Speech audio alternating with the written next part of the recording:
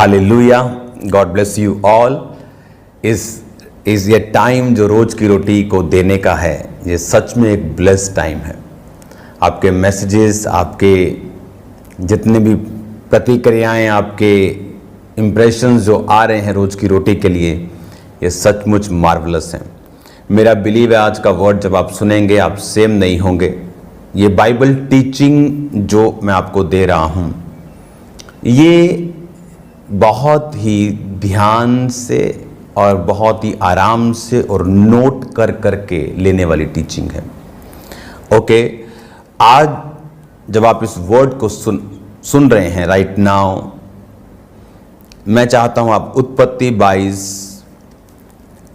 उसका पूरा अध्याय आप जब आप पढ़ते हैं, पहली आयत से मैं पढ़ता हूं। इन बातों के पश्चात ऐसा हुआ कि परमेश्वर ने अब्राहम से ये कहकर उसकी परीक्षा की। हे अब्राहम, उसने कहा, देख मैं यहाँ हूँ। उसने कहा, अपने पुत्र को अर्थात अपने इकलौते पुत्र इसहाक को जिससे तू प्रेम रखता है संग लेकर मोरिया देश में चला जा और वहाँ एक पहाड़ के ऊपर जो मैं तुझे बताऊंगा होम बलि करके चढ़ा। अतः अब्राहम सवेरे तड़के उठा और अपनी गधे पर काठी कसकर अपने दो सेवक और अपने पुत्र इसहाक को संग लिया और होम बलि के लिए लकड़ी चीर ली। तब निकलकर उस स्थान की ओर चला जिसकी चर्चा परमेश्वर ने उससे की थी। तीसरे दिन अब्राहम ने आंखें उठाकर उस स्थान को दूर से देखा और उसने अपने सेवकों से कहा, गधे के पास यहीं ठहरे रहो, ये लड़का और मैं वहां तक जाकर दंडवत करके फिर तुम्हारे पास लौट आएंगे। तब अब्राहम ने होम बलि की लकड़ी ले अपने पुत्र इसहाक पर लादी और आग और छुरी को अपने हाथ में लिया और वो दोनों एक संग चल पड़े। इसहाक ने अपने पिता अब्राहम से कहा, हे मेरे पिता। उसने कहा, हे मेरे पुत्र, क्या बात है? अब्राहम ने उससे कहा, क्या बात है? उसने कहा, देख, आग तो लकड़ी तो है, पर होम बलि के लिए भेड़ नहीं है, वो कहाँ है?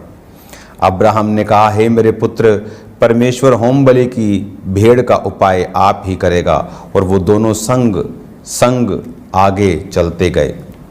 9 आयत में लिखा, जब वो स्थान को जिसे परमेश्वर ने उसको बताया था पहुंचे, तब अब्राहम ने वहां वेदी बनाकर लकड़ी को चुन चुन कर रखा और अपने पुत्र इसहाक को बांधकर वेदी पर की लकड़ी के ऊपर रख दिया। तब अब्राहम ने हाथ बढ़ाकर छुरी को ले लिया और अपने पुत्र को बलि करे। तब यहोवा के दूत ने स्वर्ग से उसको पुकार के कहा, हे अब्राहम, हे अब्राहम। उसने कहा, देख मैं यहाँ हूँ। उसने कहा, उस लड़के पर हाथ मत बढ़ा, ना कुछ उससे कर, क्योंकि तूने जो मुझसे अपने पुत्र वरन अपने इकलौते पुत्र को भी नहीं रख छोड़ा, इससे अब मैं जान गया हूं कि तू परमेश्वर का भय मानता है।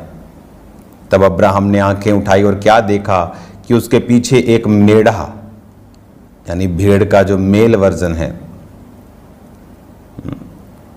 अपनी सींगों से फंसा हुआ झाड़ी में फंसा हुआ है। अतः अब्राहम ने जाकर उस मेढ़े को लिया और अपने पुत्र के स्थान पर उसे होम बलि करके चढ़ाया। अब्राहम ने उस स्थान का नाम यहोवा यरे रखा। इसके अनुसार आज तक भी कहा जाता है, यहोवा के पहाड़ पर उपाय किया जाएगा।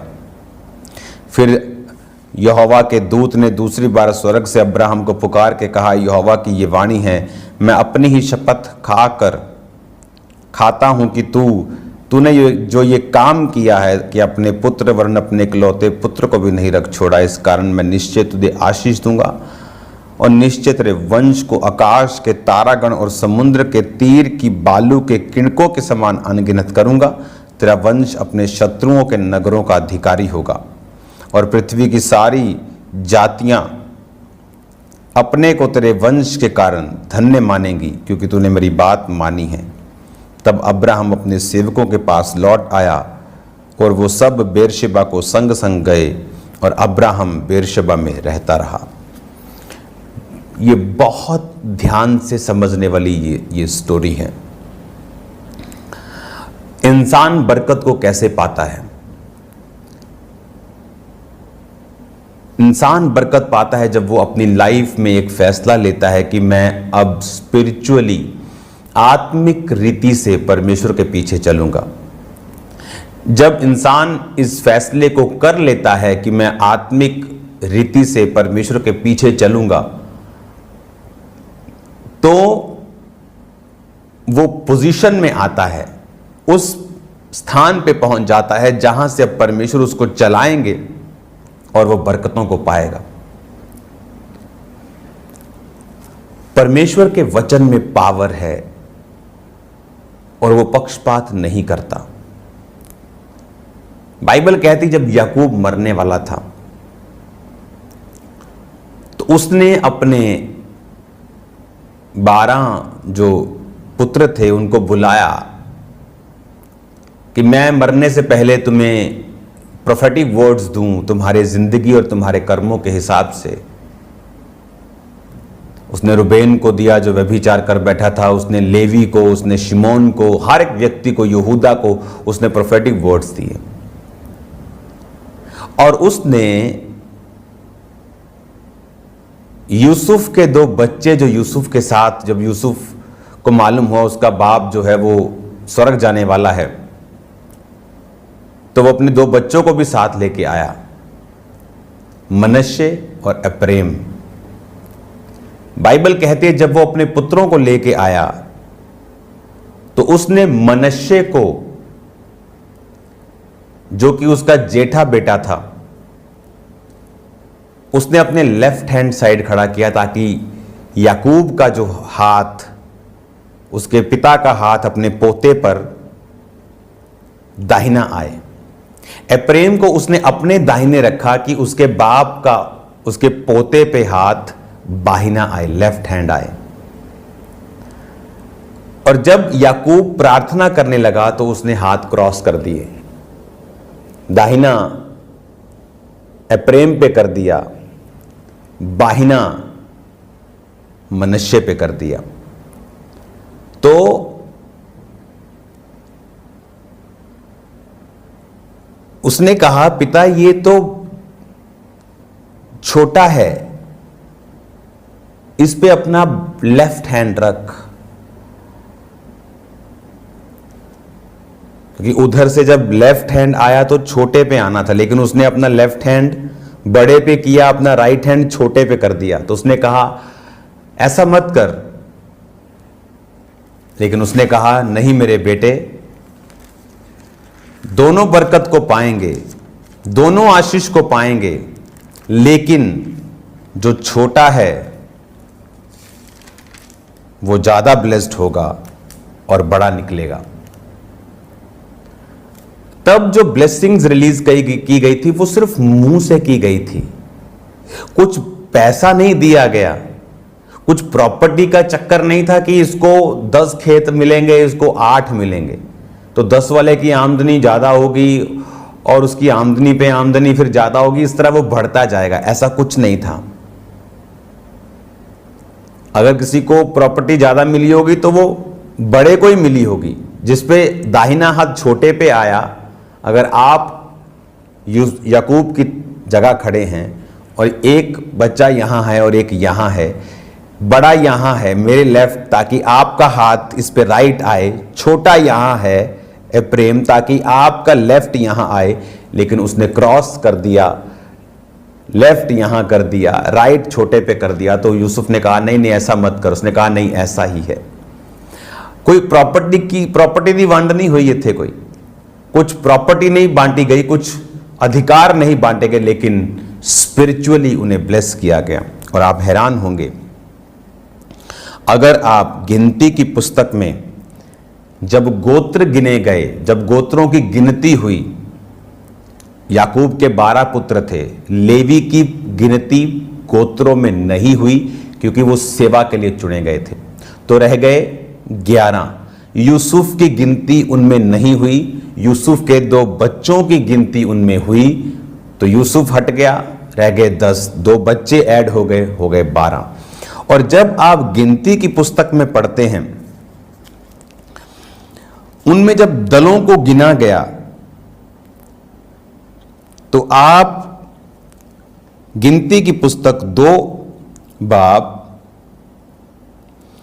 18 आयत में लिखा, पश्चिम की ओर एप्रैम की छावनी के झंडे के लोग अपने दलों के अनुसार रहें, और उनका प्रधान अम्मीहूद का पुत्र एलीशामा होगा। उनके दल के गिने हुए पुरुष 40,500 हैं। उनके समीप मनश्शे के गोत्र के रहें और उनका प्रधान पदासूर का पुत्र गमलीएल होगा। उनके दल के गिने हुए पुरुष 32,200 हैं। एप्रेम, जिस पर याकूब का दाहिना हाथ आया था, जो छोटा बेटा था यूसुफ का, बाइबल कहती जब उनको गिना गया कुछ सालों के बाद, कुछ पीढ़ियों के बाद, तो 40,500। और जब बड़े बेटे के गिनती हुई पॉपुलेशन की, जो लोग युद्ध करने के योग्य थे, जब उसकी गिनती हुई तो उसकी गिनती हुई 32,200। इमेजिन करो, बड़ा भाई उसकी शादी पहले होगी तो बच्चे पहले होंगे, बच्चे पहले होंगे, उनके बच्चे पहले होंगे, उनकी शादी पहले होगी, तो किसकी पॉपुलेशन बढ़नी चाहिए? बड़े भाई की। लेकिन छोटे भाई की पॉपुलेशन जब उसके वंश को गिना गया तो वो 40,000 और छोटे को गिना गया तो 32,000। ये फर्क तब पड़ा था जब हाथ आया था स्पिरिचुअली। ये लाइफ आत्मिक है, शारीरिक नहीं है। ये लाइफ इस बात पे निर्भर नहीं करती कि आपको आपके बाप दादाओं ने कितनी प्रॉपर्टी दी है। अगर आप ब्लेस्ड हैं, अगर आप आशीषित हैं, बाइबल कहती है अब्राहम इसहाक को अपना सब कुछ दिया। जब एक आदमी ने अपना सब कुछ इसहाक को दे दिया तो दूसरी जगह वचन ये कहता है, जब आप बाइबल में स्टडी करते हैं तो दूसरी जगह वचन ये कहता है कि अब्राहम ने अपने बाकी पुत्रों को भी कुछ कुछ देकर पूरब की ओर भेज दिया। जब सब कुछ इसहाक को दे दिया तो उसने कुछ कुछ कैसे दिया? सब कुछ इसहाक को देने का मतलब सिर्फ प्रॉपर्टी नहीं था, उसके ऊपर अब्राहम का हार्ट से, दिल से वो ब्लेसिंग्स, वो स्पिरिचुअली इंपार्टेशन, वो हाथ सुलेमान दाऊद को समझता था। बाकी बेटे दाऊद के साथ रहते थे, लेकिन सुलेमान ने दाऊद की लाइफ को फॉलो किया। उसने उसके प्रार्थना करने के तरीके को, परमेश्वर के साथ जुड़े रहने के तरीके को, बोने के तरीके को, परमेश्वर के साथ जब उसने पाप भी किया किस तरह से वो रोया और खुदा के साथ जुड़ा रहा, उन सब चीजों को उसने बारीकी से देखा। वो बड़ा होके उसको स्टोरीज मालूम हुई कि तेरे बाप ने गुनाह किया और इस तरह से रिपेंट किया और इस तरह से उसको दुखी हुआ, खुदा को नहीं छोड़ा, बहुत सारी चीजें। और बाइबल कहती है कि सुलेमान को परमेश्वर ने राजा होने के लिए चुना, जबकि दाऊद के जो दूसरे बेटे थे उनमें से कुछ बेटों के जो नाना थे वो राजा थे। दाऊद की पत्नियां थी बहुत सारी, तो एक पत्नी राजा की बेटी थी, तो उसका बाप बच्चे का नाना राजा है, बाप दादाओं से राजे हैं, वो एक्सपीरियंस है, चलने का तरीका मालूम है, बात करने का मैनर्स, एक्सपीरियंस। एक बंदे को अगर 10 साल सरकार चला ले तो उसको सब ए टू जेड मालूम होता है। तो एक बंदा जो पीढ़ियों से राज कर रहा है, एक्सपीरियंस। लेकिन खुदावंद ने एक्सपीरियंस वाला नहीं, अपने करीब वाला चुना। आप सेवकाई में नोटिस करो, आप जगह जगह जाएंगे, सेवकाई में बेस्ट लोग नहीं मिलेंगे आपको कि जो बेस्ट थे खुदावंद ने चुना। सेवकाई में आपको नॉर्मल लोग मिलेंगे जिनको खुदा के साथ लगाव था और उनको परमेश्वर ने फिर ऐसा एक्स्ट्रा ऑर्डिनरी बनाया कि जो अपने आप को बेस्ट समझते, बाइबल कहती वो लज्जित होंगे। और मैं अब्राहम की लाइन पे आता हूं, लेकिन उसके लिए मुझे ग्राउंड चाहिए जो मैं आपकी तैयार कर रहा हूं। तो जो स्पिरिचुअली ब्लेसिंग एप्रेम मनश्शे के ऊपर आई, तो मनश्शे का गोत्र बड़ा होने के बावजूद, बड़ा भाई होने के बावजूद उसकी गिनती 32,000 थी। इसका मतलब जो लाइफ है वो स्पिरिचुअल है। जब आप स्पिरिचुअली परमेश्वर के साथ चलना शुरू करते हैं, जब आप परमेश्वर के साथ स्पिरिचुअली कनेक्टेड हो जाते हैं और आप वचन के अनुसार चलना शुरू करते हैं, तो परमेश्वर का जब हाथ आपके ऊपर आता है, तब उम्र, पढ़ाई, एक्सपीरियंस मायने नहीं करता। अब आपको यह बात समझनी है कि स्पिरिचुअली जैसे ही वो राइट होता है, स्पिरिचुअली उस पे ब्लेसिंग्स को याकूब रिलीज करता है तो वो ज्यादा ब्लेस्ड है क्योंकि उस पर वर्ड्स रिलीज किए गए। आज जब आपने ये अब्राहम के वचन को पढ़ा, आपने 22 अध्याय को जब आप पढ़ते हैं तो यहां पर परमेश्वर उसकी परीक्षा करता है कि अब्राहम अपने बेटे को कुर्बान कर दे मेरे लिए। वो एक बार भी बहस नहीं करता कि परमेश्वर तूने मेरे को 100 साल के बाद दिया, ये वो, मैं इतना कुछ मैंने सहा है, मेरे घर वालों ने मुझे क्या क्या ताने नहीं मारे। उसने कुछ नहीं कहा। उसने कहा एक पहाड़ पे जाओ, और तीसरे दिन वो पहाड़ पे पहुंचे। तीसरे दिन प्रभु यीशु मसीह मुर्दों में से जी उठे और तीसरे दिन ही वो पहाड़ पे पहुंचे। पहाड़ पे पहुंचे तो उसने सलाह नहीं की, अपने परिवार के साथ नहीं बैठा कि वाइफ से सलाह कर ले, वाइफ कल को गुस्सा करेगी। किसी के साथ सलाह, उसे मालूम था सलाह करने का मतलब है परमेश्वर की योजना पर मिट्टी डाल देना। कई बार मैंने देखा परमेश्वर लोगों से बात करता है कि जा और चर्च में ये बीज बो के आना है। तो 5 लाख, ओ 10 लाख, ओ 1 लाख। वाइफ से सलाह कर लेता हूँ। वाइफ बोलती हाँ हाँ बस ठीक है, थोड़ा प्रभु भी हिसाब से बस 2 महीने में करते हैं। फिनिश, वो प्रेशर फिनिश हो गया खुदावंत का। आप कंफ्यूज हो जाओगे। जब परमेश्वर ने बात की, आप मम्मी से सलाह लेने लग गए, मम्मी आपसे सलाह लेने लग गई। परमेश्वर ने आपको सलाह लेने के लिए नहीं बोला, उसने कहा ये करना है। हालेलुया। मेरी वाइफ कभी मुझसे बात करती कि मुझे ये बीज बोना है, मतलब मुझे सलाह करने की भी जरूरत नहीं, जो प्रभु ने कहा है उसे कर दे। सलाह, जब परमेश्वर ने बात की तो उसने सलाह नहीं की। और अपने बेटे 2 दासों को, सिर्फ 2 लोगों को लेके साथ चला गया वो, और उनको भी नहीं बताया। उसको मालूम था कि एक नौकर ज्यादा जो वफादार है उसको बिठा के वापस गधे पे ले आएगा भगा के, कि मालिक पागल हो गया, देख मालकिन मैं बचा के लेके आया हूं। उसने उनको भी नहीं बताया। जब कुर्बानी करने का टाइम आया उसने कहा तुम दोनों यहीं रुको। आग ली, लकड़ी उस पे अपने बेटे पे रखी और चल दिए। और बेटा बोला बापू भेड़ कहाँ है? उसने कहा खुदा उपाय करेगा, जिसका हम काम करने जा रहे वही उपाय करेगा। और जब कुर्बानी करने लगा तो आवाज आई कि अब्राहम छुरी मत चला, रुक जा, अब मैं जान गया हूं तुम मुझसे प्रेम करता है। और अब्राहम जब रुकता है तो पीछे देखता है कि एक मेढ़ा फंसा हुआ झाड़ियों में अपनी सींगों से, तो उस मेढ़े को वो लेकर कुर्बान करता है। हमें, इसको मैं कंटिन्यू करूंगा, ये बहुत जरूरी है वचन आपको सुनना। कल हम कंटिन्यू इसको सुनेंगे, इसको अगले पार्ट में। तो अगर मीटिंग है कल तो कल नहीं परसों। तो आपको याद रखना है आज शाम को प्रेयर माउंटेन की प्रेयर्स में इनवाइट करना है, लाखों लोगों को इनवाइट करना है प्रेयर माउंटेन्स की प्रेयर्स में। वो सेम नहीं आपको रहने देंगे यीशु मसीह के नाम में।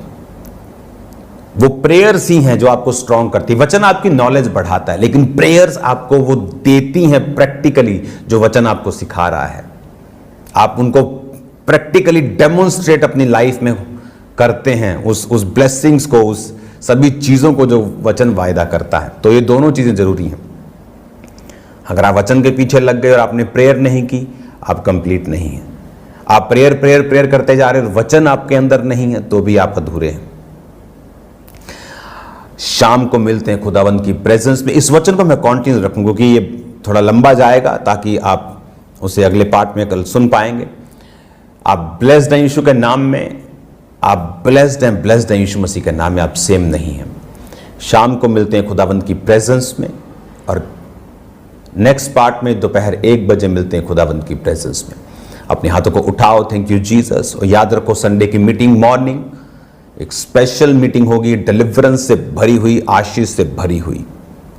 अपने हाथों को उठाओ, थैंक यू जीसस। खुदा बाप, जो आज शाम की प्रार्थना और प्रार्थना पहाड़ की प्रेयर में शामिल हो, डिलीवर हो, आजाद हो, चंगे हों खुदावन, अपनी बीमारियों से, डिप्रेशन से, कलेशों से, कर्जों से आजाद हो। और जो कल खुदावन संडे मीटिंग में तेरे नाम की महिमा के लिए चर्च में मौजूद हों, वो तेरे नाम में बरकत को पाएं। तो उनके बड़े बड़े हल करे खुदावन, वो अपने बंधनों से आज़ाद होके जाएं। प्रभु यीशु मसीह के नाम में हम मांगते हैं। Thank you Lord. तेरा आत्मा इनको छुए, ब्लेस करे, चंगा करे, हदों को बढ़ाए। यीशु के नाम में मैंने आशीषित घोषित करता हूँ। जितने लोग खुदावंद इस वचन को आगे फैलाएं, प्रार्थना पहाड़ की प्रेयर्स के लिए लोगों को इनवाइट करें, उन्हें भी बरकत देना, क्योंकि यीशु